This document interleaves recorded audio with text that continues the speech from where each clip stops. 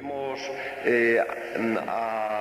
adelantado el acto de clausura. Sabéis que el año pasado fue el último sábado de junio y este año va a ser el último sábado de mayo y va a ser en el Paraninfo de aquí de la universidad.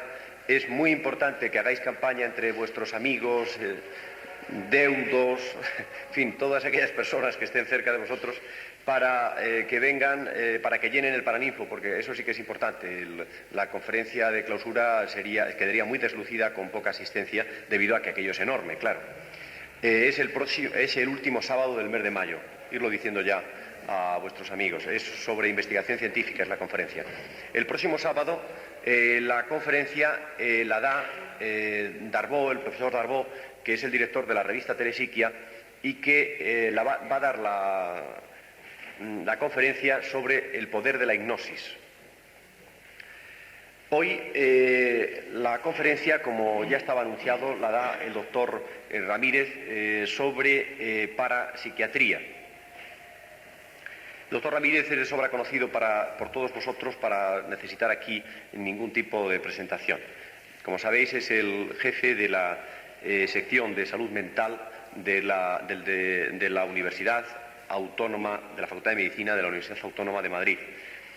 Pero yo creo que además es un hombre predestinado para ocupar el cargo que ocupa en la universidad, además de profesor, porque si hubiese un prototipo en España de salud mental sería la del doctor Ramírez. Salud mental como buena persona, salud mental como hombre con ideas muy claras, salud mental como una actitud mental muy recomendable para los demás.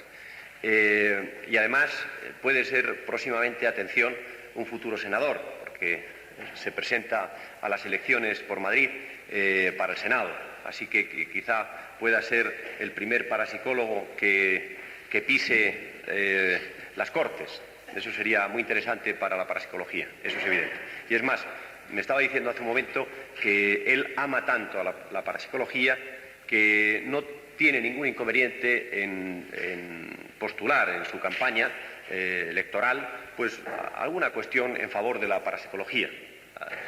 Así que creo que los que nos interesamos por estos temas debemos estar de enhorabuena, pensar que un hombre de la talla, de la calidad humana e intelectual del doctor Ramírez esté dispuesto a presentarse a las Cortes y al mismo tiempo a no renunciar a su pasado, sino que además hasta incluso hacer de este pasado el presente y el futuro. Él seguro que en las Cortes seguirá defendiendo la parapsicología y seguirá amando entrañablemente esto que todos amamos entrañablemente. Pues bien, sin más dilación, al futuro senador le cedo la palabra. Bueno, muchas gracias. El hecho que señala el profesor Pereira, tan compañero mío de la Autónoma y presidente de la sociedad, pues es cierto, pero posiblemente me presentan porque soy una persona desconocida y precisamente por ese contraste de personas muy conocidas en el Senado, pues me voy a presentar como candidato independiente en ese sentido como persona desconocida. Por supuesto que si hubiese alguna posibilidad, y en efecto está hablando con Ramos sobre tocar el tema de la contaminación psíquica, el tema de la parapsicología como proyección de una campaña que, como sabéis, empezará el día 24 de mayo. De las otras palabras agradables de nuestro presidente, todos le conocéis y entonces sabéis cuánto de corazón pone en todo lo que hace.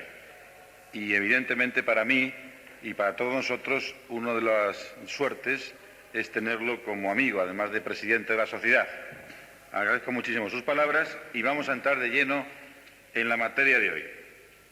El tema es un tema muy técnico. Evidentemente es un tema, el de la parapsiquiatría, que vamos a abordar en el tiempo de que disponemos, que si deseáis vamos a romper un poco el método que seguimos habitualmente, que es esperar y luego hacer un coloquio. Me podéis levantar la mano y cortar.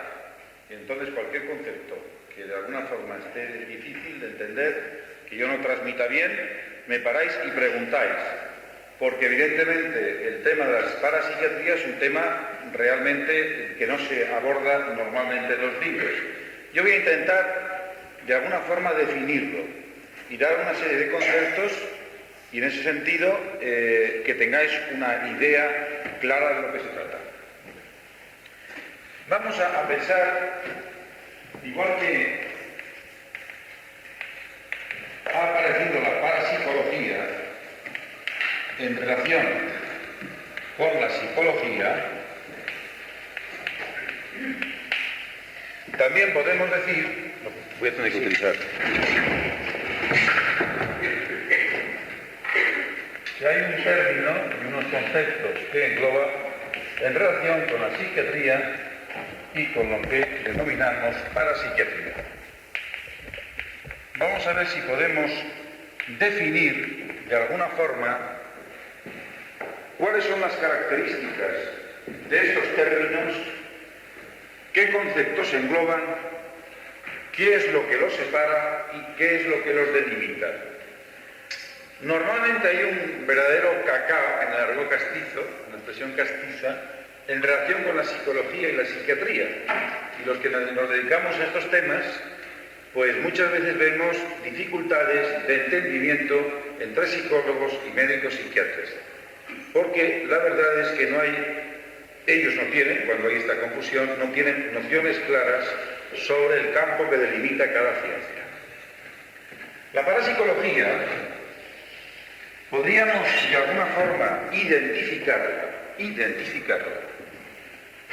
con todo aquel tipo, lo sabéis igual que yo o mejor, con todo aquel tipo de fenomenología, de fenómenos en relación con una comunicación no sensorial. ¿Acaso sea esto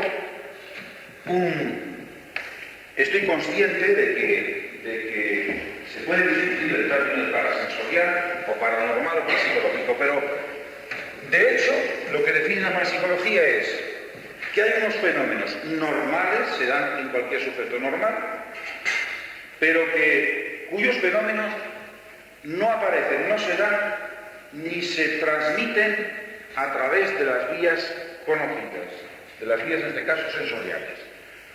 Podríamos, por ejemplo, en el sentido de la sensopercepción,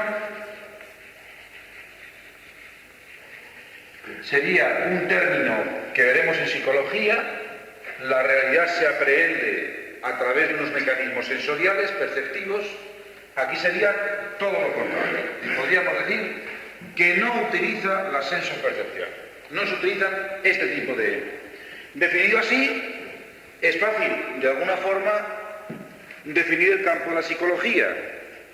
El campo de la psicología en relación con la parapsicología sería también todo aquel tipo de fenómeno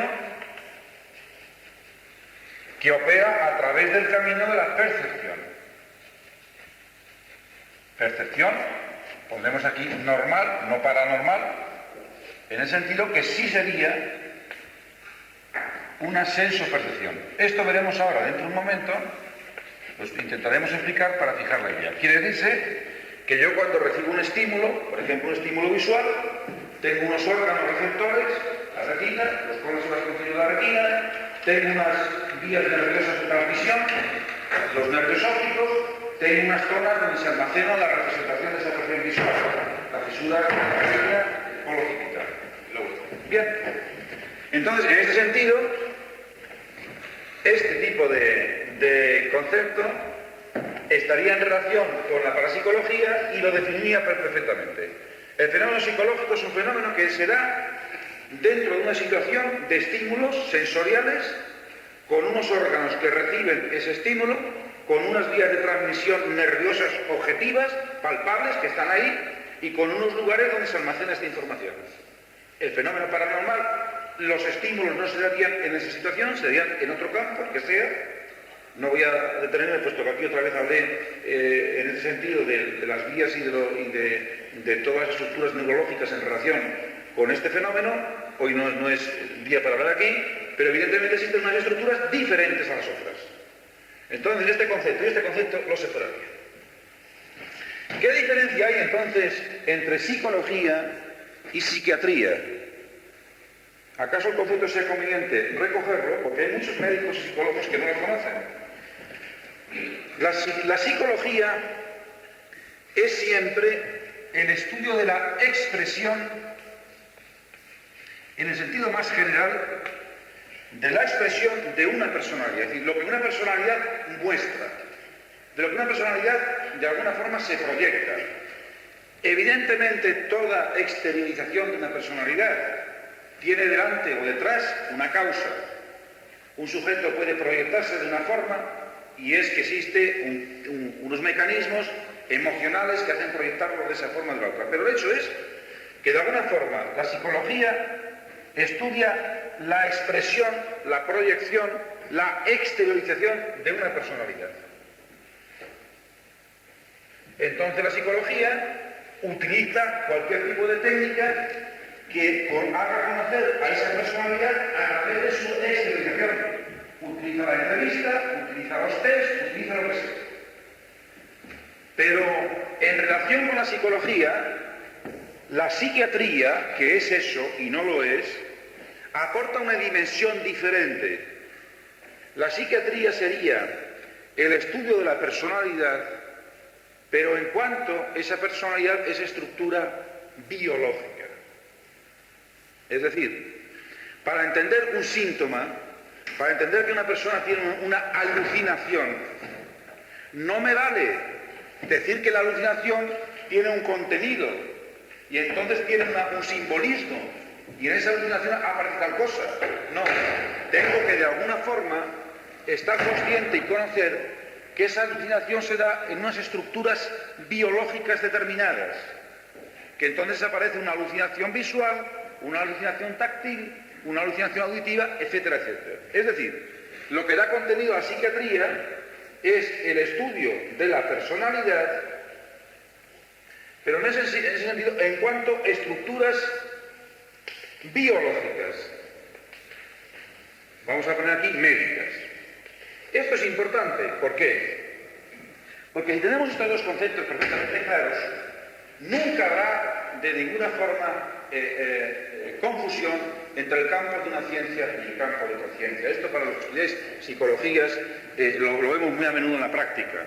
Muchas veces el psicólogo recién licenciado, recién formado, que está trabajando en un equipo médico, tiene problemas no sabe en un momento determinado qué es lo que tiene que abordar el psicólogo y qué es lo que tiene que abordar el médico. Está clarísimo con este tipo de concepto, porque entonces, cuando queremos de alguna forma estudiar, lo que siento es acaso ser muy técnico aquí, pero no me queda más remedio, sobre todo en estas cosas conceptuales.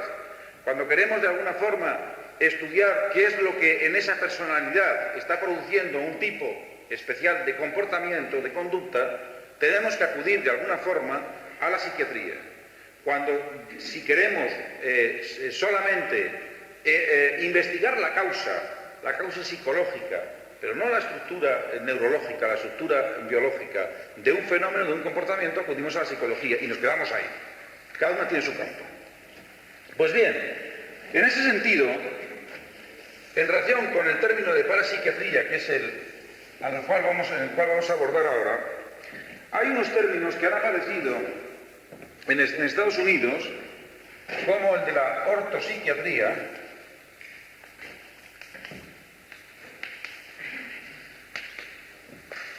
que significa psiquiatría de la persona normal. Es decir, hasta hace unos años, los médicos psiquiatras abordaban el conocimiento y el tratamiento de una serie de alteraciones de la personalidad que estaban muy tipificadas. Todos habéis oído hablar de las neurosis, de la psicosis, de las psicopatías, de las oligofrenias, etcétera, etcétera, etcétera. Pero todo esto, de alguna forma, entra dentro de un capítulo de la patología, es decir, de la enfermedad, de la alteración ya muy caracterizada, una alteración médica o alteración biológica. Pero hoy modernamente se está viendo cómo la presión del medio, la presión de nuestro entorno, nos está produciendo a la masa sana de la población unos ciertos desajustes personales. Cuando los que me conocéis sabéis que yo siempre insisto en que una buena salud mental implica y exige un buen equilibrio interior, una buena madurez personal. Entonces, hoy en día existen muchos problemas, muchos desajustes personales a base de esa presión del medio, y entonces el sujeto se desorganiza interiormente. Entonces ha aparecido unos nuevos términos que se llaman desajustes e inadaptaciones. Es decir, un sujeto desajustado normalmente es un inadaptado al medio. Inadaptaciones. Estos desajustes e inadaptaciones se dan en el hombre normal. En el hombre normal. Entonces podríamos definir esto diciendo que es aquella persona normal que de alguna forma presenta dificultades o alteraciones en su personalidad. Hay una definición de la Organización Mundial de la Salud, que es la que manejamos los médicos y que cada día se está desarrollando más. Cuando dice esta, la Organización Mundial de la Salud, define la salud y dice: la salud es el completo estado de bienestar físico, mental y social, y no solamente la ausencia de afecciones o enfermedades. Quiere decirse que hemos pasado de aquella etapa en la cual la salud era no tener enfermedad a una etapa que es de sentido común, en la cual la salud esté considerada como un completo estado de bienestar físico, pero además mental y social. Un sujeto que no está en comunicación con el grupo, un sujeto que no se relaciona interpersonalmente con los demás, es un sujeto insano, es un sujeto no sano. Y más aún, hoy, el último, hablo en la prensa, ya en anteriores boletines, los informes técnicos de la Organización Mundial de Salud, y hace 2 meses ha salido la publicación de un informe técnico de psicosocial, se habla de que un sujeto sano es aquel que tiene en su entorno el máximo de posibilidades para desarrollar su personalidad. Es decir, que si un sujeto en un entorno determinado no tiene opción a desarrollar sus potencialidades, ese sujeto no es sano. Esto implica una serie de situaciones en las cuales no me voy a meter. Entonces los americanos han creado el nombre de psiquiatría, ortopsiquiatría, psiquiatría paranormales, psiquiatría para los sujetos normales, es decir, alteraciones, desajustes de la personalidad en un contexto, en unos baremos aparentemente normales. ¿Y qué sería la parapsiquiatría? Entonces, el término de parapsiquiatría, luego me han hablado de que parece ser que otros autores lo han empleado, pero salió, por lo menos yo no lo conocía, lo digo sinceramente, salió en una conversación con el profesor Pereira en una charla y me pareció útil, puesto que de alguna forma estábamos implicados en una serie de aspectos que nos parecía que no era parapsicología ni era sobre psiquiatría. ¿Qué entendemos por parapsiquiatría?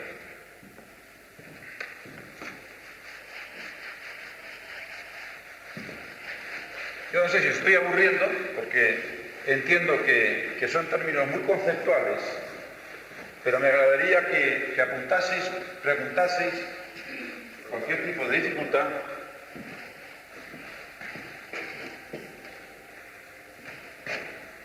¿Qué es la parapsiquiatría?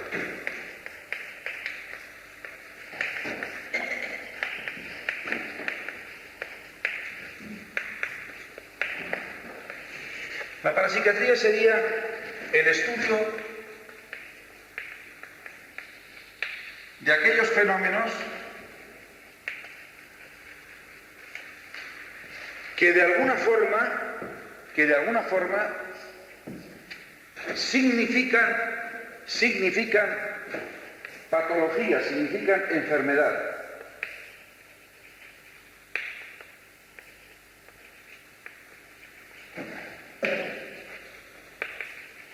Pero que de ninguna forma lo podemos tipificar como tal.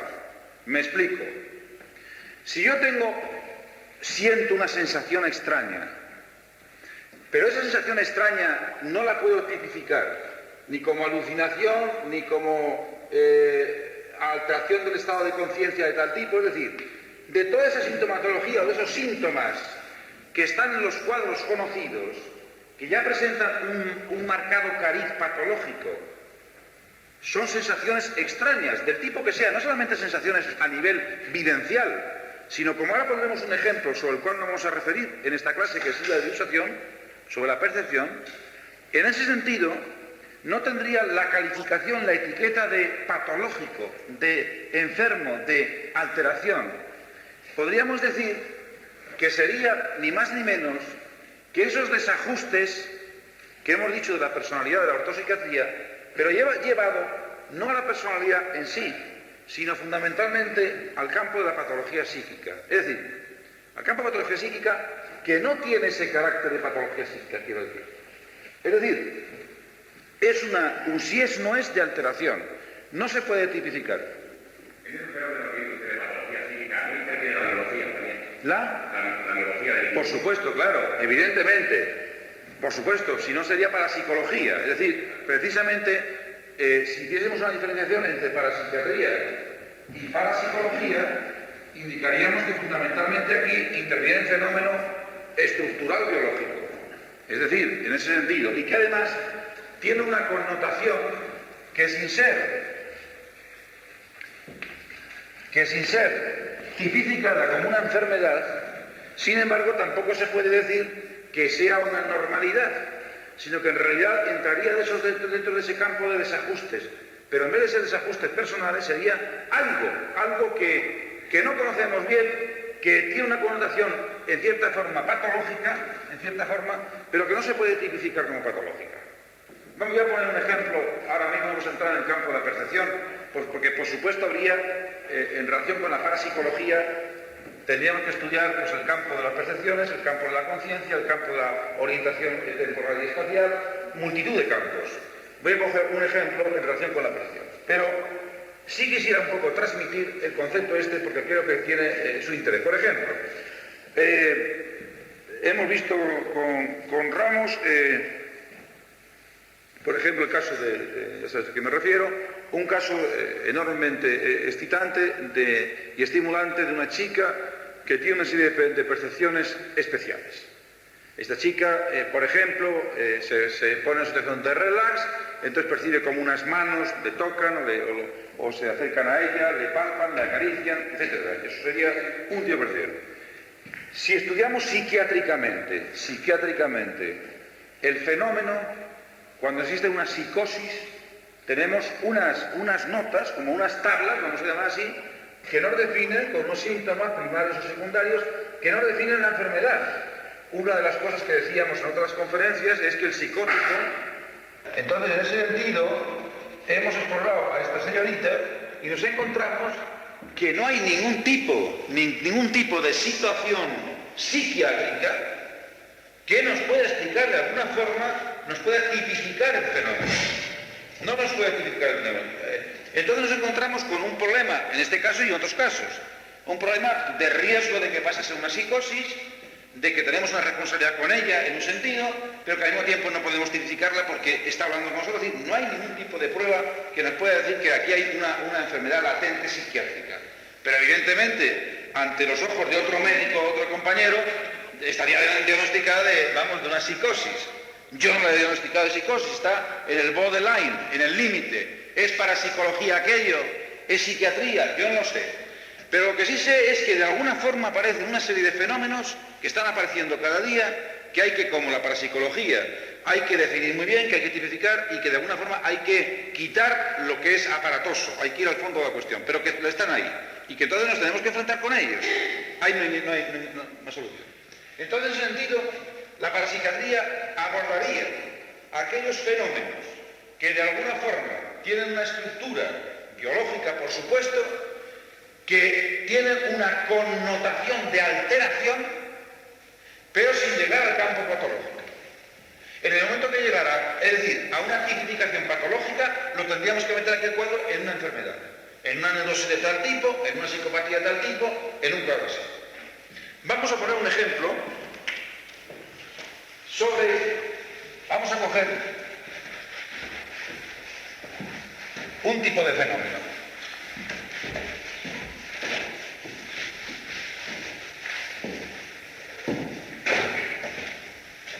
Por ejemplo, el fenómeno de la percepción.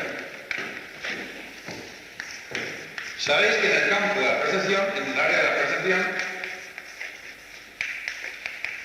aquí aparecen muchos fenómenos parapsicológicos. Será posiblemente en una de las áreas, aparte del área de la conciencia, es el área que más el fenómeno parapsicológico toca. Entonces, vamos a definir lo que es la percepción y vamos a hacer una especie de pequeño estudio de lo que es la percepción a nivel natural, a nivel normal. Y luego vamos a ver qué puede aparecer parapsicológicamente y parapsiquiátricamente en la percepción, para comparar tres estados y ver exactamente qué hay dentro de ello. Por ejemplo, la percepción. Yo siento que esto sea tan conceptual, pero no queda más remedio que meternos al toro, porque no se puede explicar, por lo menos yo no sé, explicarlo de otro modo. Es decir, tenemos que de alguna forma limitar, determinar el término percepción. La percepción, podemos decir que es una forma inicial de contacto con la realidad.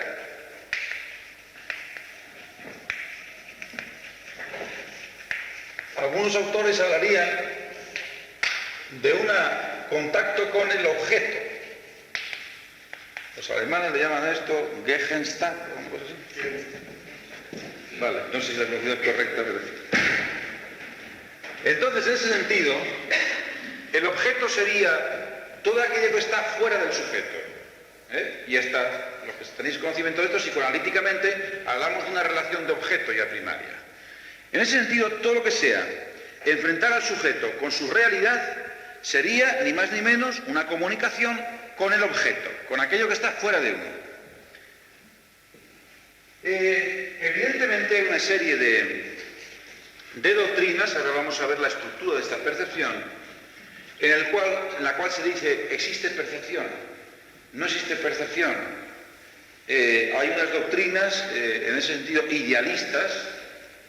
Por ejemplo, si nosotros estamos recibiendo esa luz de esa estrella que está a tantos millones de luz, yo estoy percibiendo una realidad que en ese momento no es, puesto que esa estrella a lo mejor ha perecido, no está, y yo la estoy viendo.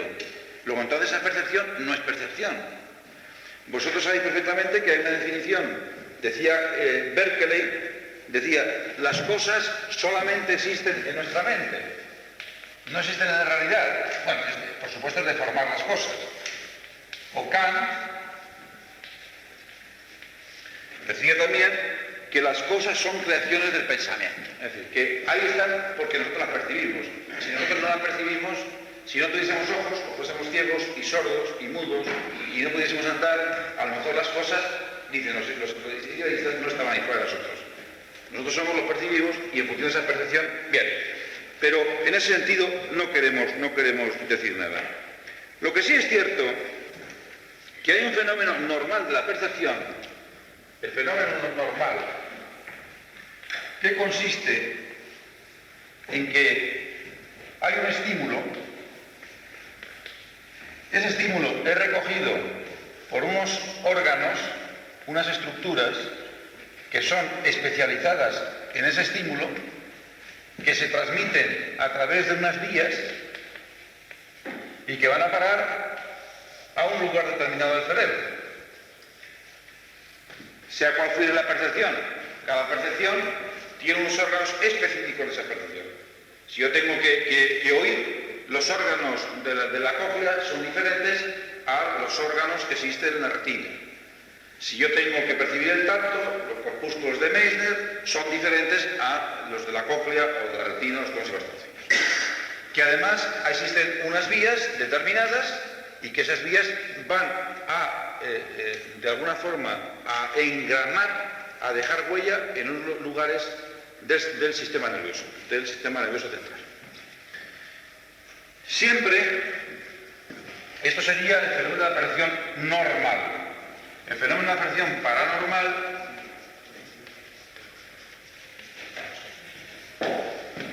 no sabemos en qué consiste, existen unos estímulos, ciertamente, porque estos estímulos evidentemente están ahí. ¿Qué son?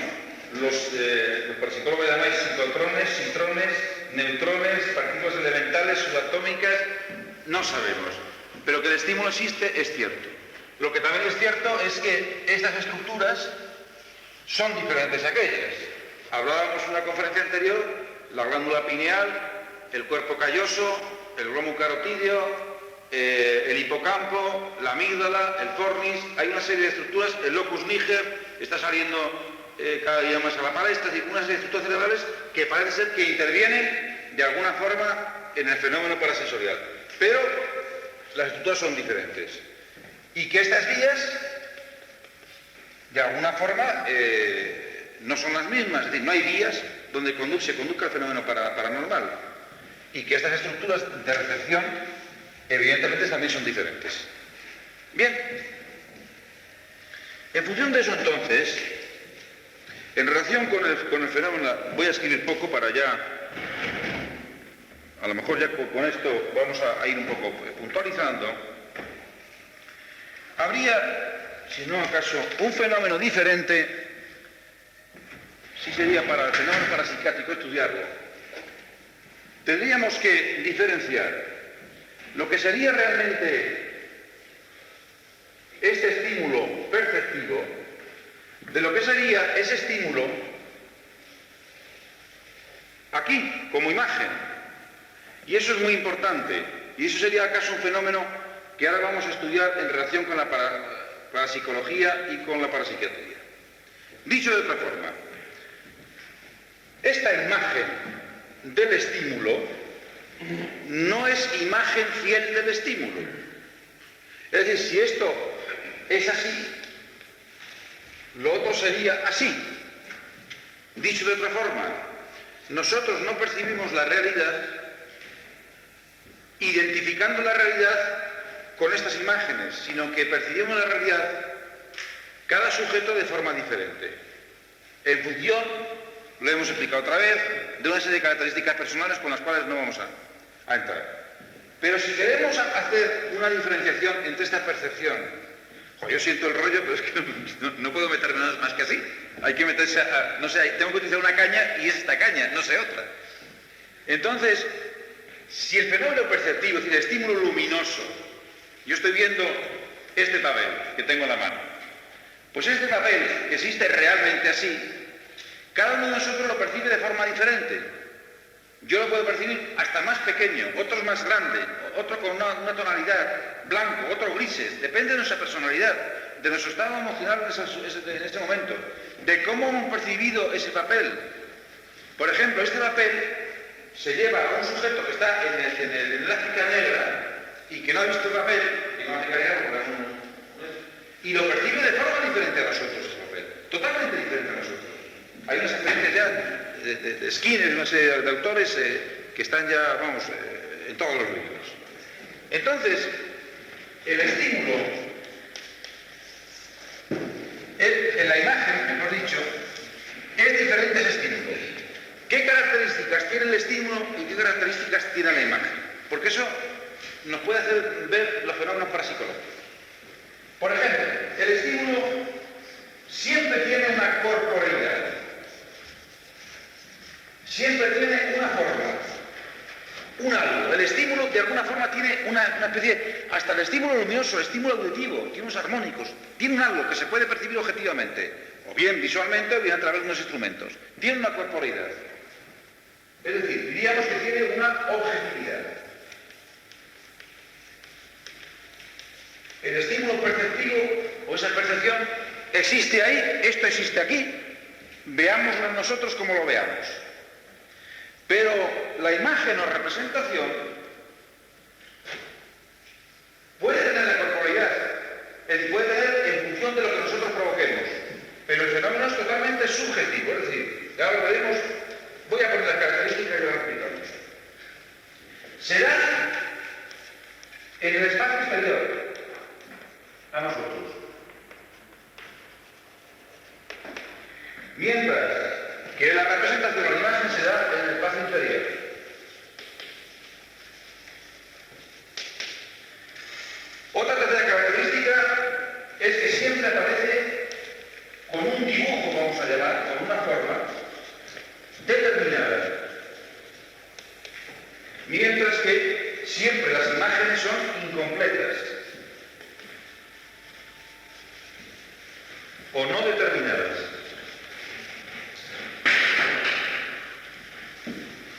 siempre la percepción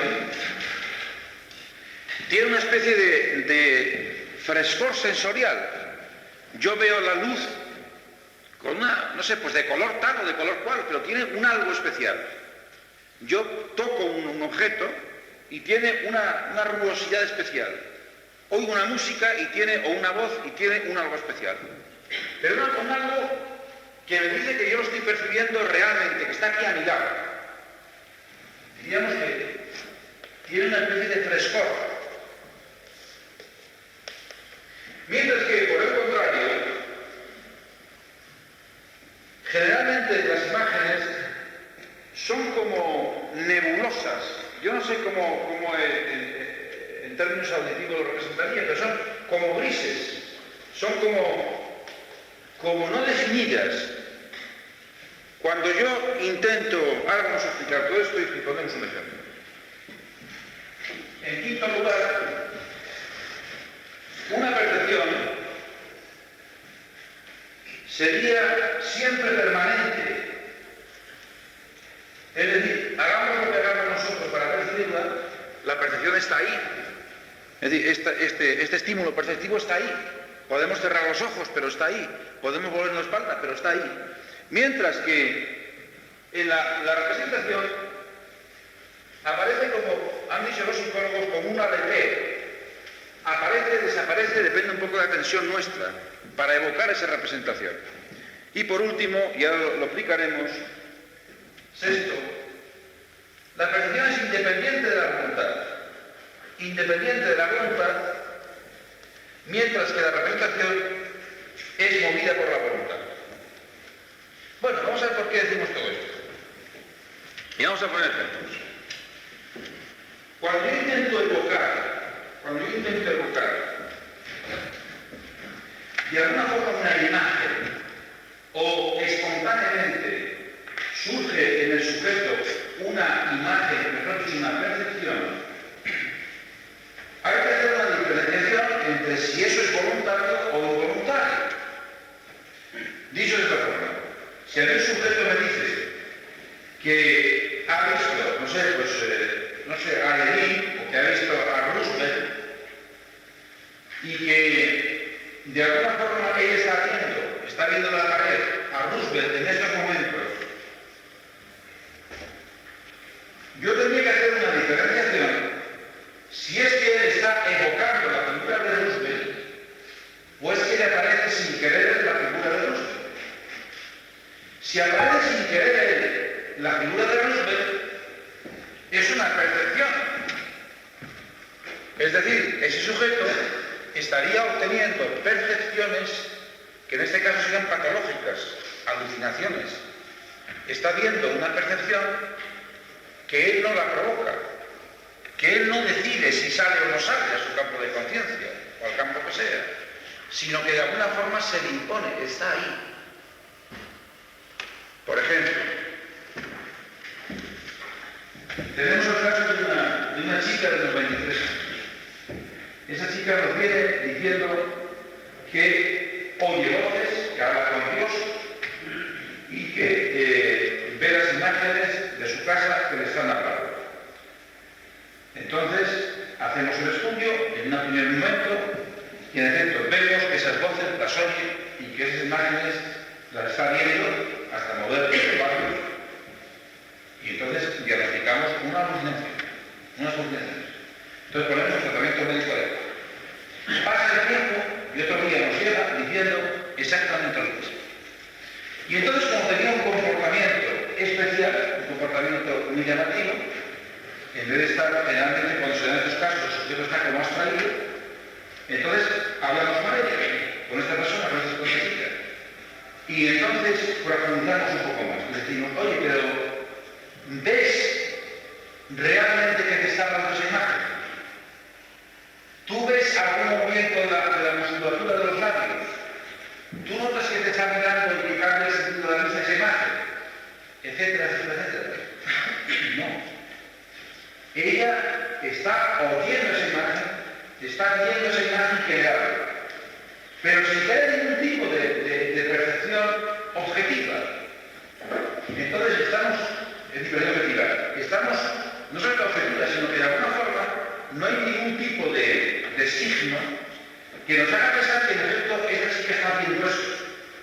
Entonces, insistimos más en la conversación y llegamos a la conclusión de que esta chica nos está haciendo pues una especie de obra de teatro, porque es una neurosis histérica.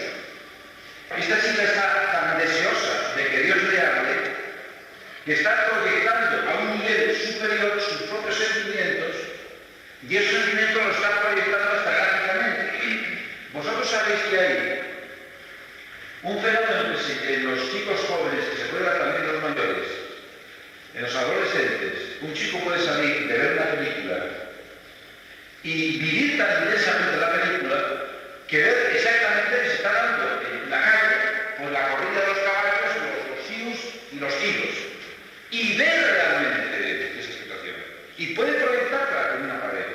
Hay chicos de 14 y 16 años, es un fenómeno perfectamente clásico que se llama el fenómeno del eidetismo.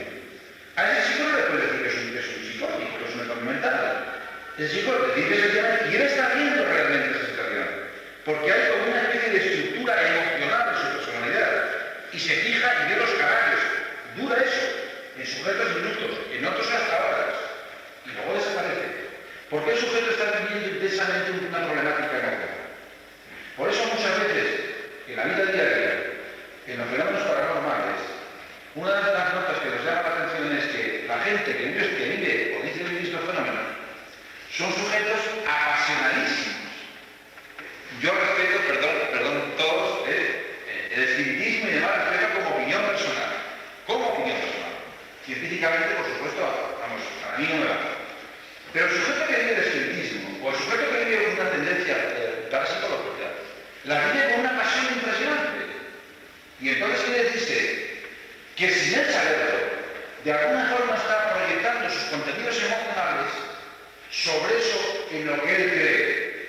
Y que a lo mejor en un momento determinado está viendo voces, que son voces que él está proyectando, etcétera. Lo que sí quiero llevar a vuestra conciencia es que el sujeto en cuanto vive una vida emocional intensa, puede perfectamente tener sensaciones de percepción fuera de él que se deben a su propia proyección personal. No puede ser esa vida emocional intensa, el camino que lleve precisamente a ver la realidad. No puede ser que eso que vea a ser una realidad y que esa emoción precisamente sea el camino que lleve a eso. Correcto, es un planteamiento muy inteligente, muy lógico, y yo voy a decir, entonces la objeción es muy clara. Ciertamente podría ser así, y podría ser así porque cuando el sujeto está, vamos a decir, muy emocionado, se despiertan una serie de estructuras que están en relación con los centros nerviosos de la emoción. Teóricamente podría ser así, pero prácticamente no lo es. Es decir, no tiene que ver nada la emoción con el entrenamiento de esas formas, con la sensibilización. Un sujeto que está, de alguna forma, relajándose, metiéndose dentro de sí mismo, por ejemplo, una técnica de esas técnicas de relajación, de meditación trascendental, de gurú, de lo que queréis, de control mental, ese sujeto está sensibilizando su interior, pero no necesariamente la sensibilización va unida a la emotividad. Lo que ocurre es que ha de ser más despierto y que muchas veces, y tiene razón, sobre todo en determinados sujetos, la sensibilización va acompañada de factores emocionales, pero no están identificados el uno con el otro. Es decir, dicho de otra forma, como un ejemplo, no sé, un sujeto puede tener mucha sed y al mismo tiempo tener sequedad de boca, pero no necesariamente la sed tiene que ir acompañada de sequedad de boca. Hay mucha gente que tiene sed, sobre todo la gran sed, porque necesita los tejidos y no sequedad de boca. Es decir, no necesariamente un síntoma tiene que ir con otro. Entonces, en ese caso que tú señalas, si esa inmovilidad necesariamente provoca ese tipo de entrenamiento de esas zonas, te diría que sí. Pero en general, la emotividad lo que hace es viciar y añadir un tipo de connotación a algo que es de otra estructura, de otro tipo. Sin embargo, se puede dar. Cuando un sujeto acaba en el vudú, una técnica del vudú, el sujeto se agita y entonces aparece una constelación emotiva, parece ser que él se pone en trance por esta constelación emotiva. Todos sabemos perfectamente que a los sujetos para colocarlos en trance no hace falta que empleen todo ese tipo de estructuración motórica y emocional. Pero a veces se da, pero no está muy bien. Pero si fuera, ¿cómo podemos distinguir? Pues eso, el experto para psicología lo distingue enseguida. Yo estoy seguro que si de alguna forma se plantease aquí un tema de estos, enseguida lo discutiríamos y veríamos lo que es parapsicológico y lo que es emocional. Es decir, hay una especie de aparato estético que la gente utiliza por mecanismos conscientes, subconscientes, y no tiene que ver nada con la parapsicología, ni con la socronización. No, ¿quieres permitir intervenir? Sí, sí, cómo no. Es que yo creo que aquí la clave está en la comunicación. Es decir, si hay comunicación de tipo extrasensorial, es parapsicológico. Si no hay comunicación, no es parapsicológico. Por lo tanto, si una persona tiene delante de sí una alucinación y cree ver, pues, a su madre que la está atropellando un tren, por ejemplo. Entonces, en ese momento no sabemos si esto es un problema psiquiátrico o es una cuestión parapsicológica. Entonces, la única vía que yo conozco digo que yo conozco porque no soy psiquiatra, el doctor Ramírez conoce otra vía, para saber si se trata de un fenómeno paranormal o si es un fenómeno psiquiátrico, es acudir a la fuente y verificar si realmente se ha producido esa emisión informativa. Es decir, ir a la madre y preguntarle, ¿usted tal día, a tal hora, estaba a punto de ser atropellada por un tren? O lo que es lo mismo, preguntar a la gente si realmente esta señora ha muerto, en caso que haya muerto, atropellada por un tren ese día y esa hora. Si ha muerto atropellada por un tren ese día y a esa hora, yo ya empiezo a pensar que se trata de un fenómeno parapsicológico, con independencia de que pueda haber también un fenómeno psiquiátrico solapado. Pero yo ya sé que la información es parapsicológica. Ahora, si voy a la madre y está la mujer tan feliz y me dice, ese día estaba fenomenal y tal, entonces estamos en que se trata de una alucinación típica de un problema psiquiátrico. Pues para mí es la matización. Es más, yo utilicé tu ejemplo, me parece un ejemplo muy ilustrativo. En el ejemplo, por ejemplo, que ha puesto Pedera, yo haría lo siguiente. Es que inicia ese fenómeno parapsicológico, el que esa persona que ve como su madre, que siente, que vivencia de alguna forma, cómo su madre se atropella por el tren, se tira al suelo y empieza a pegar gritos, no tiene que ver la cosa una cosa con la otra. Es decir, todo el aparato emocional no tiene que ver nada con el fenómeno paranormal. Dicho de otra forma, si una persona vive intensamente unos problemas, de alguna forma, evidentemente porque las estructuras neurológicas, emocionales y parapsicológicas están próximas, pueden a veces interferir o pueden provocar la pena, pero en general los aparatos emocionales lo que hacen es confundir y no tienen que ver en absoluto nada con el fenómeno paranormal. Es muy frecuente que en personalidades histéricas se presenten aparentemente fenómenos paranormales, que no tienen que ver absolutamente nada con el fenómeno paranormal, pero engañan al incauto porque algunas veces suele ocurrir que de alguna forma aparezca una pequeña situación paranormal. Y entonces parece ser que se identifica esa situación pequeña paranormal con el aparato histérico emocional.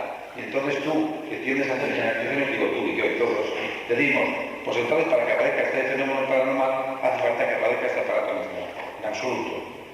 Dicho de otra forma, además, diría que en parapsicología, en el fenómeno parapsicológico, sobre todo visto desde mi punto de vista, el sujeto que es más responsable, más maduro intelectualmente y más consciente es el que puede entrenar mejor su aparato parasensorial, su aparato paranormal. ¿Cómo explicaría usted el caso de Juana de Arco? ¿Tuvo ella sus visiones, a pesar de todas las enfermedades de que padecía, o por ellos? O sea, otra persona teniendo los problemas médicos que ella tenía, no tendría la misma reacción. Entonces fueron esas reacciones que le hicieron oír las voces y llegar a hacer lo que llegó a hacer, o pensar de ellos. Bueno, yo no conozco prácticamente ni la biografía de Juana de Arco, la que conozco. No, pero sí, lo se explica perfectamente. Yo, en función de lo que tú me dices, yo te voy a contestar. Yo no tengo ningún tipo de información sobre Juana de Arco, pero esto lo aplico a cualquier tipo y lo vamos a... Bien. Si hay un tipo de alteración, de enfermedad orgánica que pueda producir una situación anormal patológica, se pueden producir una serie de vivencias, delirios infecciosos. Un sujeto tiene una temperatura de 42 grados, 40 grados, 39 grados. Este es un poco el deseo de aumentar las cosas, ¿no? Pero me refiero, en los delirios infecciosos, en las enfermedades infecciosas con alta fiebre aparecen delirios, y aparecen alucinaciones, y aparecen una serie de cosas. Entonces, en un sujeto que tiene una gran sensibilidad a enfermedades, puede ocurrir, yo no lo sé, no sé si da el caso de Juana de Arco y no, por supuesto no digo ni una cosa ni la otra, que a lo mejor algún tipo de percepción de Juana de Arco, de esas visiones, algunas, podían ser debidas a esta situación suya de enfermedad, no lo sé, y a lo mejor otras podían no ser debidas a esta. Entonces, esas otras que no guardan relación con ello, habría que investigar si son fenómenos paranormales o son fenómenos de otra índole, yo no lo sé. ¿Seguimos o...? ¿Sería posible que la persona internamente produjese una serie de estímulos que no estaban de fuera y que luego por su vida se viesen en la imagen en el cerebro? Claro, fíjate bien que cuando nosotros soñamos, estamos percibiendo que sería un tipo de evocación o de imagen totalmente subjetiva, pero lo estoy viendo fuera de mí muchas veces. Estoy viviendo, no sé, pues no sé, un ligue con una chica bonita, por ejemplo, a tu edad, ¿no? Y entonces lo estoy viviendo no en mi cabeza, lo estoy viendo en una sala de fiestas, en una terraza estupenda, no sé, en la playa. Pero la playa para mí, que yo estoy evocando ese sueño, está fuera de mí, está en una realidad extracorporal. Pero lo provoco yo, subjetivo. Quiere decir que lo que pasa es que no está con esos matices, están enfatizados en función de la simbología y en función de mi emotividad. Yo enfatizo determinados aspectos formales de esa imagen. Y entonces, esos los subrayo y otros se me escapan. Muchas veces dices, cuando por ejemplo estudiamos los sueños, oye, ¿qué? Pues vi una persona con una cara así. Oye, ¿y cómo era la mano?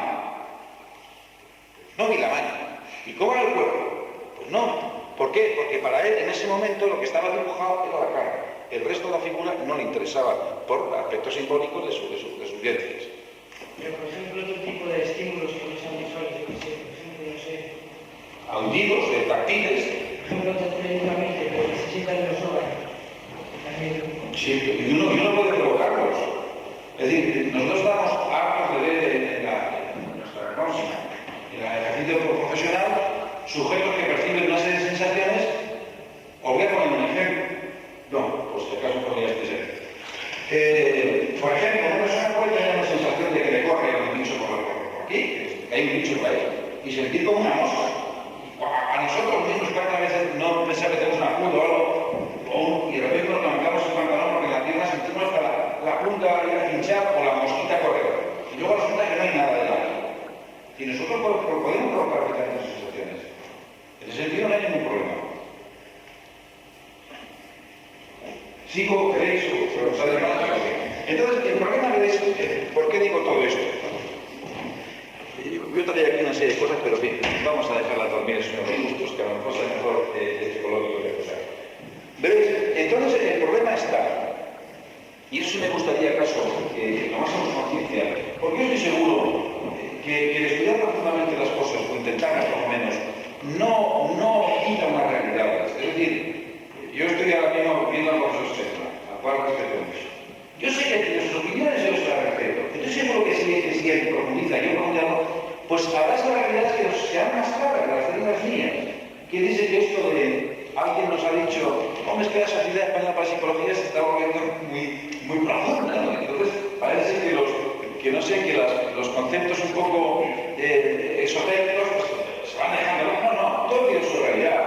Lo que pasa es que está otros fenómenos de ese tipo, un poco, como le llaman nosotros, esos fenómenos que se escapan un poco de los fenómenos sin capa, el fenómeno ese un poco especial, ¿no? un miembro de la sociedad que vino a hablarnos de unos libros, ¿te acuerdas aquella vez?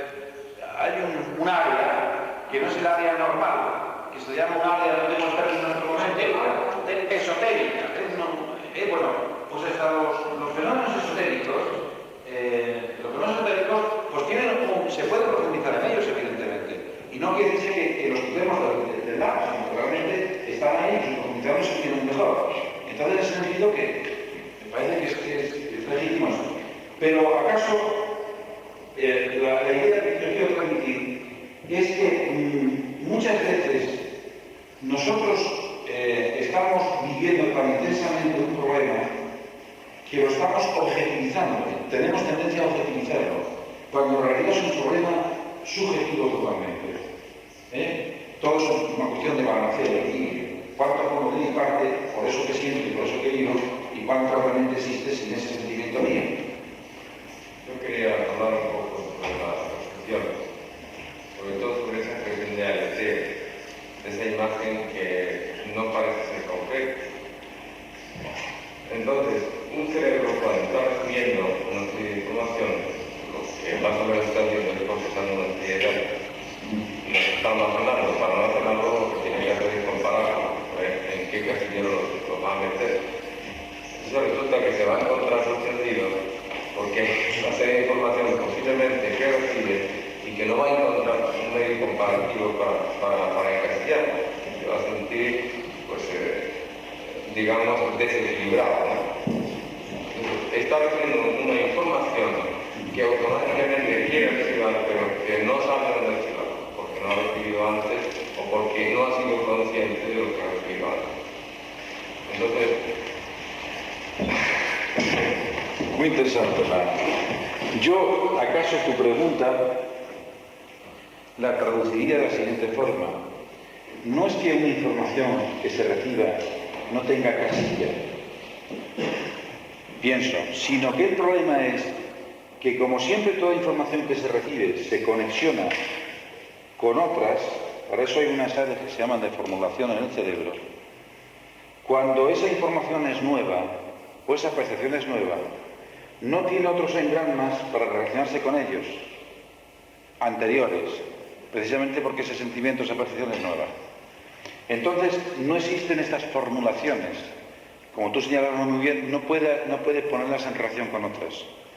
Entonces, el problema es en otro campo, es a nivel no de percepción, sino de conciencia. El sujeto siente que esa sensación, esa percepción, es diferente a las demás, y entonces se asombra. Esto ocurre mucho en los psicóticos. Es decir, o a veces en un sujeto que por primera vez detecta vivencialmente el fenómeno paranormal. ¿Qué me pasa a mí? Me encuentro extraño, o tengo esta sensación extraña. Por ejemplo, un esquizofrénico cuando sale de su cuerpo y se ve desde arriba, y digo esto de ejemplo como fenómeno también relacionado con algunas actividades paranormales, se encuentra extraño, evidentemente, que él mismo está percibiendo su propio cuerpo desde fuera. Si ese tipo de sensaciones las ha experimentado anteriormente, pues no hay ningún problema. Además, él puede vivir con ese tipo de sensaciones y come, vive, trabaja llevando el saco de sensaciones. ¿Por qué? Porque les ha puesto en relación, como tú señalas muy bien, con unas anteriores también de ese tipo. Pero si es una sensación nueva, se queda perplejo. Muchas veces hay sujetos que tienen alucinaciones nuevas, otro tipo de percepciones, y están viviendo en su mundo porque ese mundo les asombra, les sorprende. Y eso puede ocurrir también en el fenómeno paranormal. Una persona que en un momento determinado tiene una sensación paranormal, es como una conmoción. Si la va teniendo, la va poniendo, toda sensación, todo estímulo deja siempre una huella en nuestro cerebro. Esto es cierto. Lo que ocurre es que afortunadamente para nosotros, que eso queda archivado en nuestro banco de datos. Y por tanto, afortunadamente, solamente en contadas ocasiones aparece luego después otra vez en el tratamiento de esa información. Pero, porque si no sería horroroso en el campo de nuestra conciencia que estuviese todo. Hay momentos que evidentemente todo este banco de datos aparece, por ejemplo, como algunos señalan que han tenido estas experiencias, en el paso a la muerte. Cuando un sujeto se va a morir, en un segundo aparece una serie de historial anterior de ese banco de datos, como si fuese, no sé, una máquina con computadora de estas que está pasando información al segundo, a la milésima de segundo. Y ese sujeto en un minuto percibe pues 2 años de su historia, 5 años de su historia. En esa situación, ¿no? Y en el día viviéndolo, incluso con la actividad, concretamente que se llama el estado de está sin fuerzas totales e incluso tener, digamos, la viveza de los ojos propia del momento que está pasando. Es un mundo... El mundo de la parapsicología es un mundo de verdad extraordinario. Yo creo que tiene una gran base científica. Profesor Sermán. Bueno, en fin, yo como en otra ocasión dije, yo diría que el mundo podría ser parafísico, paralógico, parapsiquiátrico, etcétera, etcétera, es infinito. Porque lo que no es infinito es la ratonera en que nosotros estamos metidos con nuestra lógica, en nuestro cuadrado de geometría. Y a propósito de esto, después de esto que he dicho, que es todo lo contrario, yo creo que el término más amplio, ya dentro de las limitaciones, es el que esto emplea de parapsiquiatría. Porque de la misma manera que cuando tenemos un aparato de radio, ¿no? Y cogemos una serie de cosas que llamamos normales, sintonías de la realidad habitual, pues muchas veces un error, un fallo, una anomalía, una enfermedad, una cosa psiquiátrica, es lo que nos permite que el contacto o la sintonía de otro tipo de realidad. Este es el fenómeno que a veces se ha pedido con el peyote, con el LSD, es decir, con las drogas psicotrópicas. Conviene subrayar, y no todo esto es fantasía, porque ahora se han hecho estudios muy serios sobre el chamanismo. Y el chamán, casi siempre, cuando no es hereditario sobre todo, es un enfermo, digamos un enfermo mental. Un enfermo que tiene una serie de alucinaciones, etcétera, etcétera, en que se ve impulsar a realizar una serie de cosas y que justamente cuando se dedica a su misión de orientar, etcétera, etcétera, curar con frecuencia, pues él se cura su enfermedad. Es decir, que parece que la condición sine qua non es estar en parte enfermo. Enfermo también estuvo Dostoyevsky, enfermo yo creo que está en la mayor parte de los genios. Enfermos o medio locos están todas las personas muy inteligentes. Solo la santa mediocridad es la que está más normal. Bueno, yo exagero un poquito, por darle un poco de movimiento a la cosa, nada más. Estoy de acuerdo con todo lo que dices. Y también con el fenómeno... Hay una manera de editorializarse dentro de uno que es el uso de, como se llama, la droga, ¿no? Al fin y al cabo fue como comenzó el uso de los fenómenos, ¿no? Lo conocemos, ¿no? Y luego con la ciudad divina, ¿no? Pero evidentemente tiene riesgo. Nosotros podemos, como método instrumental, sería estupendo si nosotros pudiésemos tener un protocolo de la droga, lógicamente, entonces pudiésemos dosificar esa droga para sujetos a tal nivel, a tal edad, en tal situación personal, y entonces conociésemos un poco nuestro mundo interior, ese mundo subconsciente y inconsciente físico. El problema está, por supuesto, en que no podemos aún manejar el control de la droga, y me refiero a la droga como tal, no a las drogas, que se tiene más control. Pero sí, evidentemente estoy de acuerdo con lo que dice. Muy bien. Por favor, el baremo de la normalidad, pues, porque todos nos creemos muy normales y para los demás no lo somos.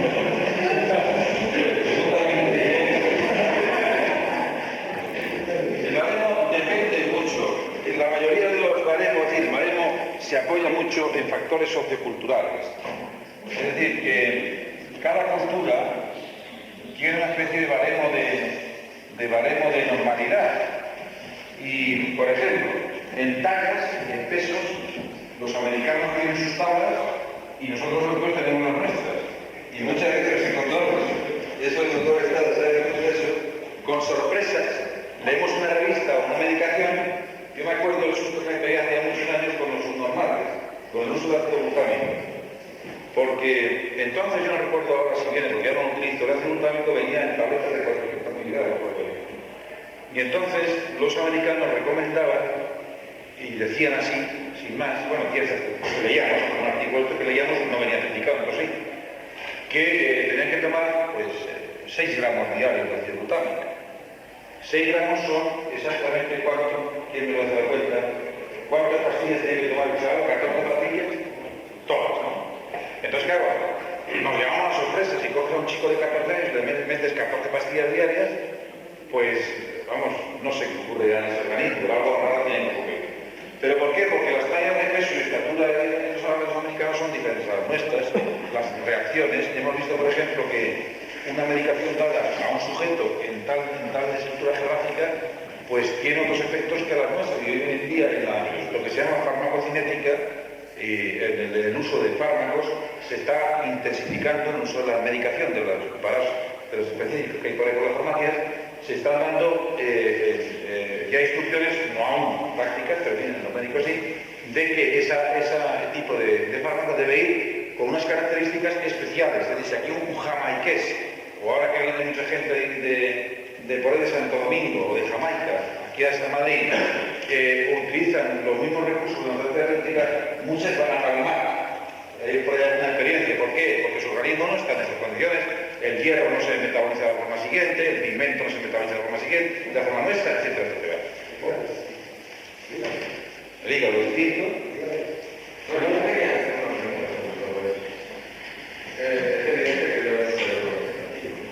Lo hay. ¿Por qué no llega a cerebro vegetativo?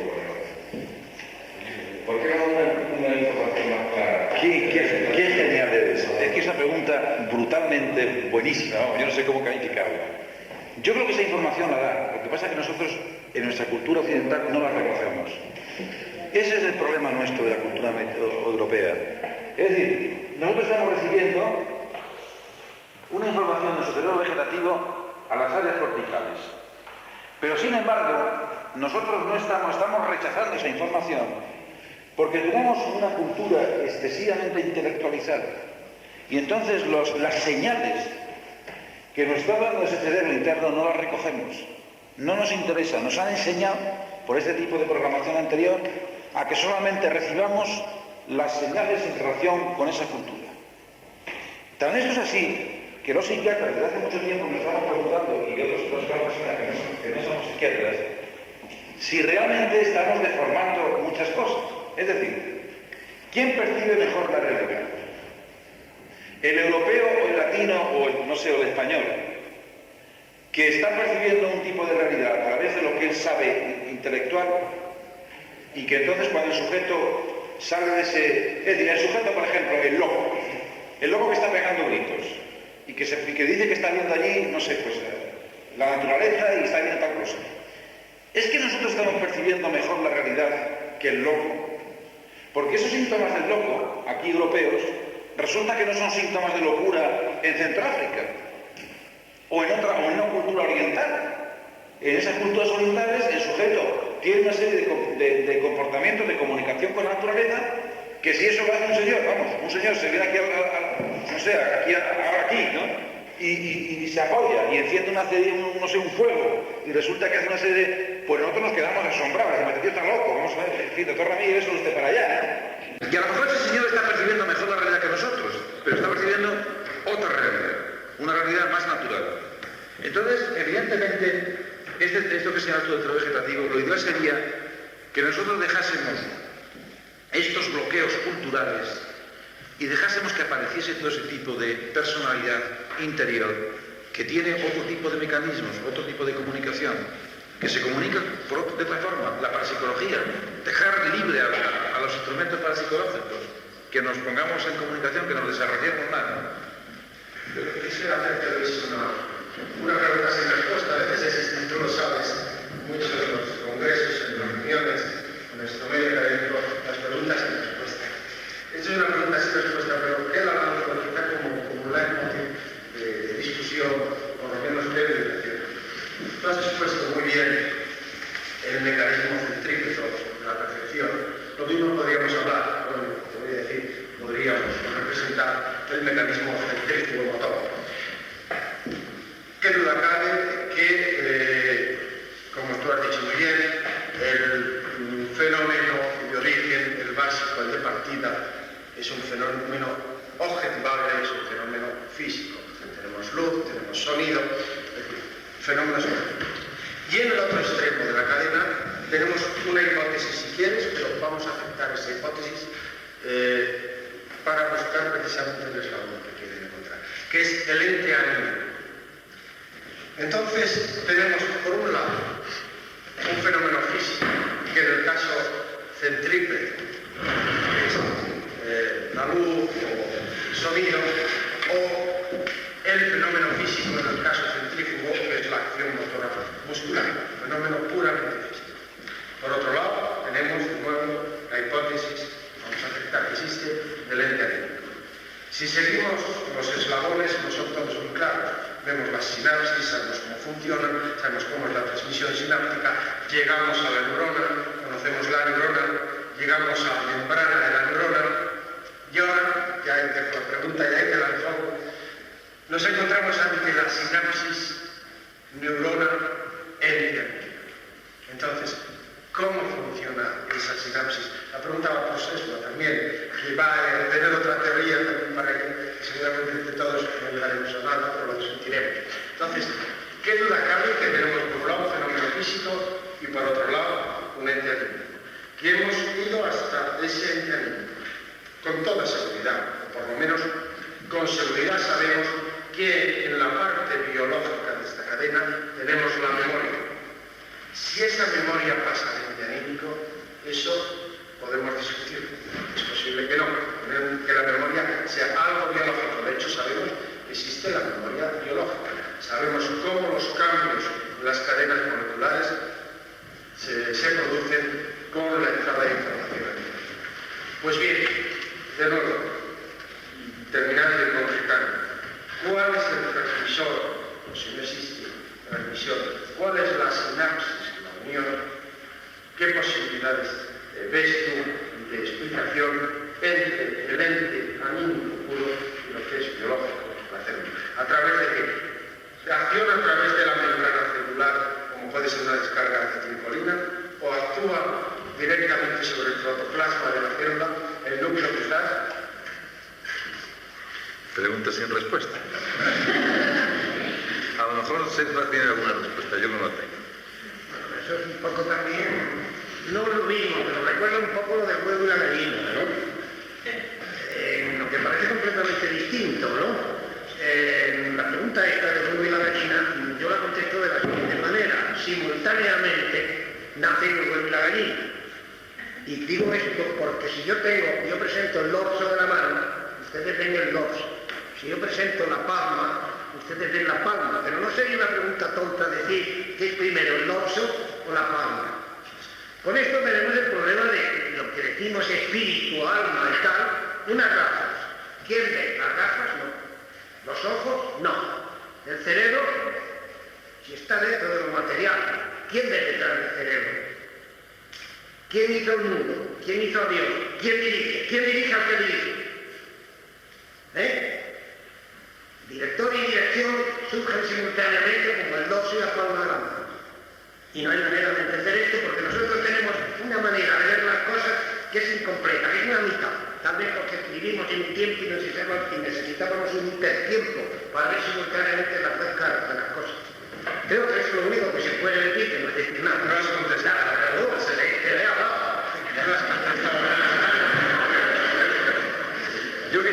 Yo quisiera, aunque he dicho que pregunta sin respuesta, he jugado con ventaja y quería un poco escuchar la opinión de Sesma. Estoy contigo. Yo contestaría de forma siguiente. Y no intento utilizar un mecanismo de lenguaje tan depurado como el de Sesma. Pienso lo siguiente, que hasta llegar a ese plano, la explicación es biológica, pero que cómo pasar de estructuras biológicas a psicológicas, o a parapsicológicas, o trascendentes. Entonces, vosotros que manejáis mejor este lenguaje que yo, creo que son mundos diferentes y que aún no hemos llegado. Estoy seguro que vosotros llegaréis, ya estáis intentando con la parapsicología llegar al sujeto que está más allá, etcétera, etcétera, que entonces nos falta ese nexo de unión, pero evidentemente estamos en ello, que como no tenemos, como dice bien Sesma, esas dos caras, pues que la pregunta se queda sin respuesta. Yo creo que el presidente de la sociedad sí tiene una respuesta para eso. Pues vamos a ello. Yo estoy muy preocupado por lo que estáis diciendo, porque yo creo que podríamos organizar al año próximo, porque ya este año están organizadas todas las conferencias, un ciclo completo para responder a esa pregunta, porque es un tema... Si llega una conclusión final, yo me dedico a hacer unas computadoras nuevas para la Universidad de Cervera. ¿Cómo? Si llega a una conclusión final, se puede publicar, yo tengo una información, me dedico a hacer computadoras con una teoría completamente nueva y haremos todo muchísimos millones de números. Seguro que sí. De todas formas, yo creo que lo que acaba de suceder ahora está en línea con lo que siempre estamos haciendo aquí, que es sembrar inquietudes y dar más motivos para pensar que soluciones. La verdad es que estamos tocando un tema que a mí me asusta muchísimo el día que se solucione, el día que esté todo muy claro. Porque como una vez dijo Sesma, yo soy un gran admirador de Sesma y recuerdo muchas cosas que él dice. Como una vez dijo Sesma, dice, cuando se ilumina la oscuridad, deja de ser oscuridad. Entonces, cuando se ilumina el inconsciente, como dijo también aquel día, pues dejará de ser inconsciente. ¿Y entonces qué pasará? ¿Qué pasaría si el hombre no tuviese inconsciente? ¿Qué pasaría?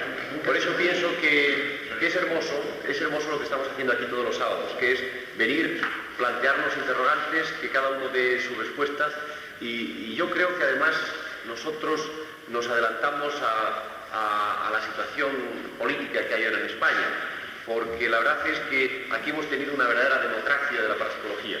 Aquí cada uno ha dicho lo que le ha parecido. Aquí se han levantado voces que han abogado en favor del espiritismo, voces que han abogado en favor del ocultismo, voces que han abogado en favor de las ciencias esotéricas, voces que han hablado en favor del materialismo. Perdón, pero yo creía que no se dice demasiado empaque a la parapsicología, con ese rigor científico, que no se le dice tanto. Y yo voy a hacer una pregunta, pero a todos los psiquiatras, a todos los médicos. Entre las enfermedades profesionales, ¿cabe la del contagio del psiquiatra? Buenísimo. Lo que no sé yo es que... Hay la del dinero. Claro. La respuesta yo no sé es... Sí. No, una pregunta, doctor Esbor, que es muy interesante. Lo que yo no sé si la pregunta de... Sí. Al doctor Ramírez, que tiene una inteligencia clara, una isaña, con ese no va. Pero... Muchas gracias. Yo iba a decir...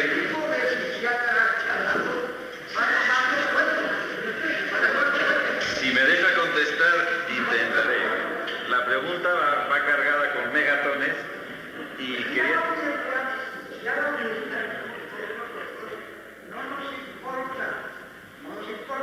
Nos importa más que se esponje un poco la cosa, que no tenga ese rigor científico. Sí, bueno. Porque nos vamos a quedar solos. Pues eso es un planteamiento que me parece muy interesante, que alguna vez lo hemos discutido. Primero quería decir que yo no sabía si la pregunta... Porque la mitad de las...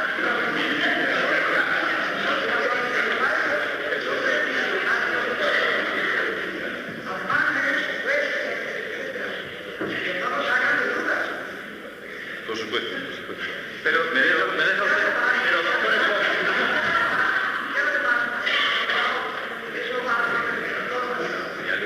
Aquí se ha hablado de psicosis. Y aquí se ha hablado de adaptación al medio y de no adaptación al medio. Y no hay más remedio.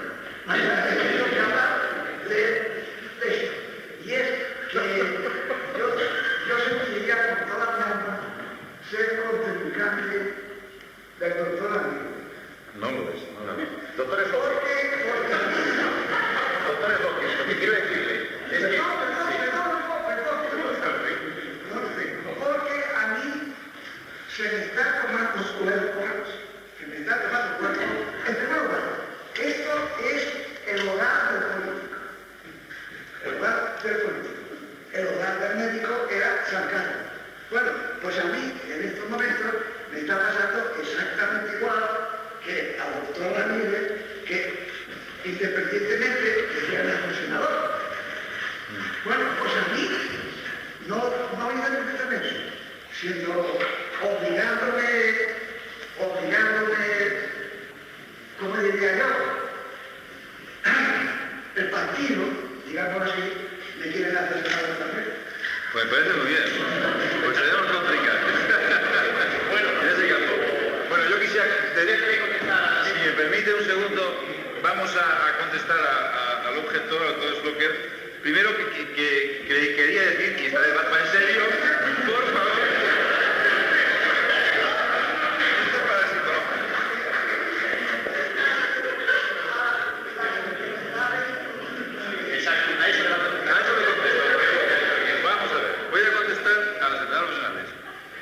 Quería decir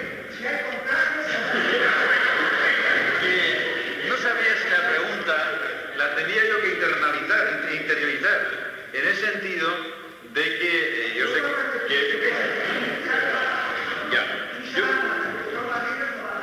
ya lo sé, muchas gracias. No, evidentemente hemos pasado por una época histórica y aún vivimos en que el señor que padecía enfermedades digestivas se hacía digestólogo. Muchos médicos de aparato respiratorio han sido sujetos que han tenido tuberculosis o enfermedades pulmonares, porque hay una motivación inconsciente a ser especialista en aquello que uno ha vivido.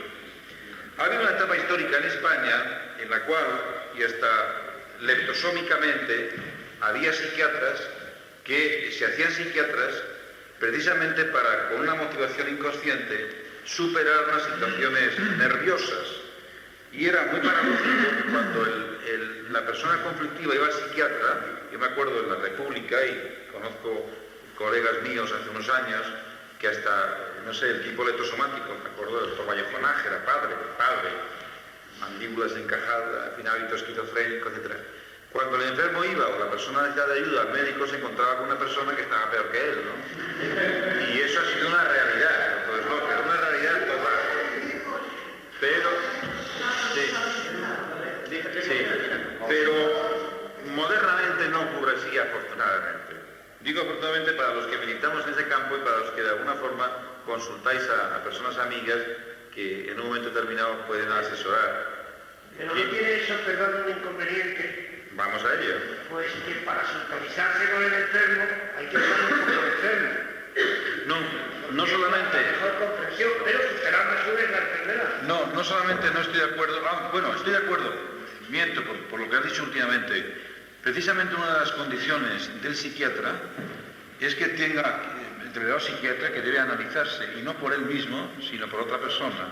Precisamente para que todo aquello que de alguna forma esté desajustado pueda ajustarse, porque si no, mal puede ayudar a una persona. Además, hay una serie de planteamientos transferenciales con el enfermo, y un psiquiatra mal orientado profesionalmente puede hacer un daño horrible, horrible. Pero no hay un peligro que cuando el médico se mete en el problema del enfermo, por ejemplo, en uno neurótico, no se vuelva neurótico. Bueno, una vez se puede que haga una terapéutica para una más otra. No hay ningún peligro. El único peligro que existe es cuando el psiquiatra es un neurótico, que eso ocurre con cierta frecuencia. Pero si eres una persona equilibrada no hay ningún problema. Y no hay ningún problema porque él no vive la enfermedad, él la vive desde un plano, si se quiere, evidentemente vocacional. Tienes que meterte dentro del enfermo fenomenológicamente en unas técnicas, pero afortunadamente no vive al enfermo, porque si lo vivieras, no resistiría a dos enfermos, acabaría como ellos. Es decir, lo vive desde un plano totalmente exterior.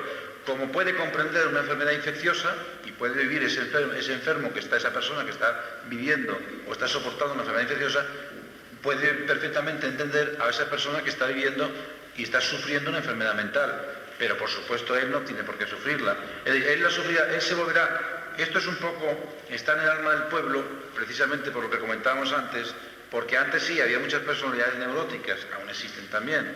Y entonces esa persona neurótica en contacto con neuróticos, por ejemplo, pues se volvía mucho más neurótico. Yo conozco con colegas que salían de la consulta, me acuerdo concretamente de uno ahora.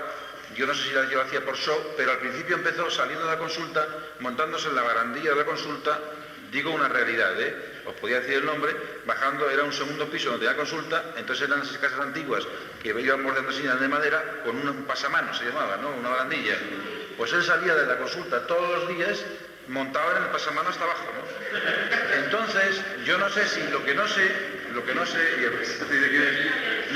si ese psiquiatra se curó, pienso que sí, no lo sé, aún vive, y entonces como ya tenía esa costumbre y además chocaba, pues como show lo siguió haciendo, y la sigue haciendo, ahora tiene 60 años, lo ha seguido haciendo durante muchos años, vamos, yo le he visto bajar por la barandilla, ¿no?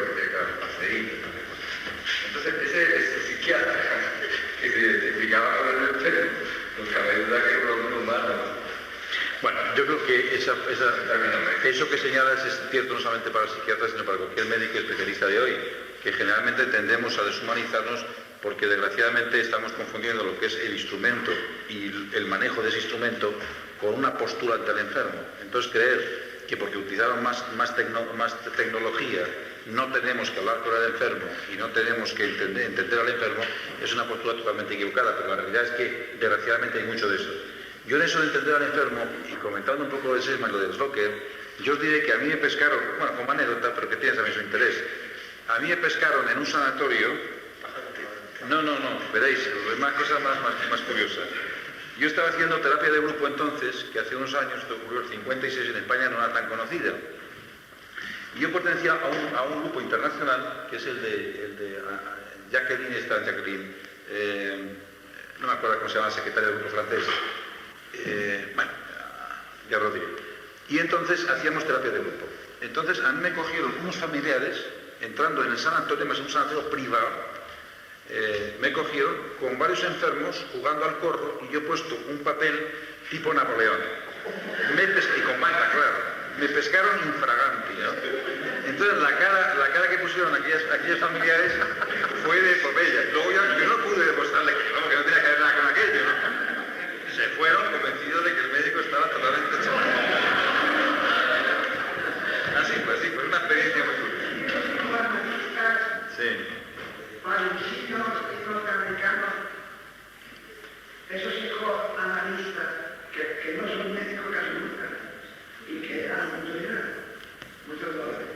Bueno, eso el psicoanálisis hoy está muy de moda, pero el médico psicoanalista, el psicoanalista, salvo para terapias concretas que puede ser un psicólogo, un pedagogo, un sociólogo, para un tipo de terapia debe ser un sujeto médico, puesto que la terapia está realmente debe ser un médico con unas características especiales que haya pasado anteriormente por un análisis y una serie de cosas, porque si no, es decir, el riesgo que tiene el psiquiatra para el enfermo es que el enfermo va a un psiquiatra que no es el adecuado, por supuesto, no estamos hablando, estoy hablando como un señor fuera de campo, y tiene más riesgo que si va a un hepatólogo.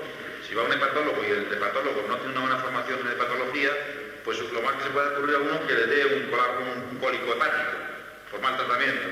Pero si un sujeto va a un psiquiatra, a un psicólogo con mala formación, realmente puede salir muchísimo peor de lo que ha entrado y con una serie de problemas.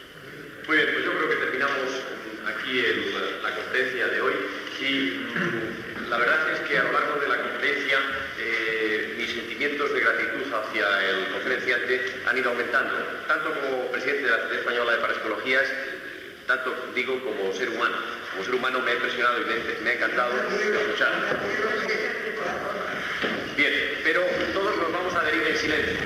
Es decir, esto... Dale al flash, dale la luz. Entonces, mi gratitud es tan grande, decía, que voy a hacer entrega al doctor Ramírez de algo que es la primera vez que lo doy en mi vida. Yo nací en el año 39, he vivido todos estos años en España y es la primera vez que tengo esta oportunidad de hacerlo. Y además creo que es lo máximo que un hombre puede dar, un ciudadano, en un país democrático, que es mi voto.